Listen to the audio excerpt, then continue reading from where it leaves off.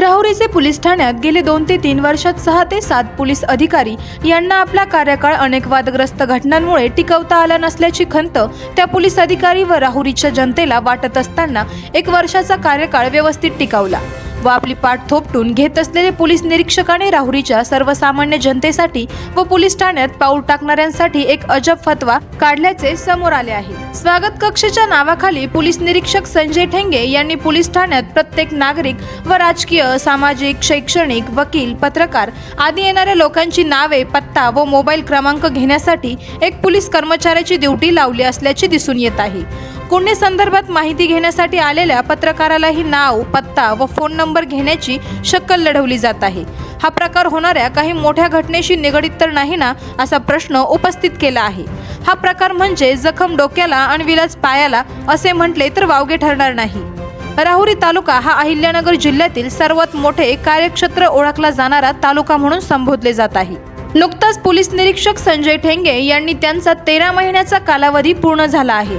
तालुक्यात अनेक गंभीर घटना घडत असताना याकडे लक्ष न देता पोलीस ठाण्याच्या आवारात येणाऱ्या नागरिकांवर पोलीस निरीक्षक ठेंगे यांनी तोंड टाकण्यास सुरुवात केली। आता तर चक्क स्वागत कक्षाच्या गोंडस नावाखाली पोलीस ठाण्याच्या आवारात येणाऱ्या प्रत्येक नागरिक, यामध्ये सामाजिक, राजकीय, वकील, पत्रकार, डॉक्टर यांसह विविध संघटनेची पदाधिकारी यांच्यासाठी एका पोलीस कर्मचाऱ्याची नियुक्ती केली आहे। ती नियुक्ती कशासाठी तर पोलीस ठाण्यात तुमचे काय काम आहे, कोणाला भेटायचे आहे यासाठी पोलीस ठाण्यात अदलून बदलून एका पोलीस दादाची नियुक्ती करण्यात आली असल्याचे समजले आहे। वकील केस संदर्भात येत असतात तर पत्रकार हे वृत्तपत्रात काही घडामोडी असल्याची माहिती पोलीस ठाण्यात घेण्यासाठी येत असतात। त्यांचेही नाव, पत्ता व मोबाईल नंबर बळजबरीने घेण्याचा हट्ट पोलीस कर्मचाऱ्याकडून केला जात आहे।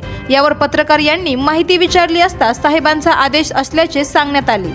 तर पोलीस निरीक्षक संजय ठेंगे यांना फोन केला असता स्वागत कक्ष सुरू केले आहे, त्यामुळे येणाऱ्या सर्वांची नावे घेतली जात असल्याचे उत्तर मिळाले आहे। यामागे पोलीस अधिकारी यांनी नेमणूक केलेल्या पोलीस कर्मचाऱ्याची खरोखरच किती लोकांची नावे घेतली हे जर CCTV मध्ये बघितलं तर त्याचे खरे चित्र स्पष्ट होणार आहे। मात्र यामागील कारण निश्चितच कुठल्या तरी घटनेचे संकेत तर नाही ना, हा प्रश्न उपस्थित केला जात आहे। सध्या राहुरी पोलीस ठाण्याच्या हद्दीत वर्षभरात 7 ते 8 अज्ञात इसमांचा मृतदेह मिळून आला आहे।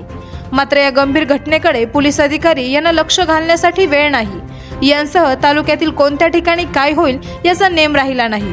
तालुक्यातील मानोरी येथील वकील पती पत्नी हत्या प्रकरणात 25 जानेवारी 2025 रोजी घडले आहे। या धक्कादायक घटनेला 1 वर्ष व 3 आठवड्याचा कालावधी उलटला आहे, तर पोलीस निरीक्षक संजय ठेंगे यांनाही 13 महिन्याचा कालावधी झाला आहे।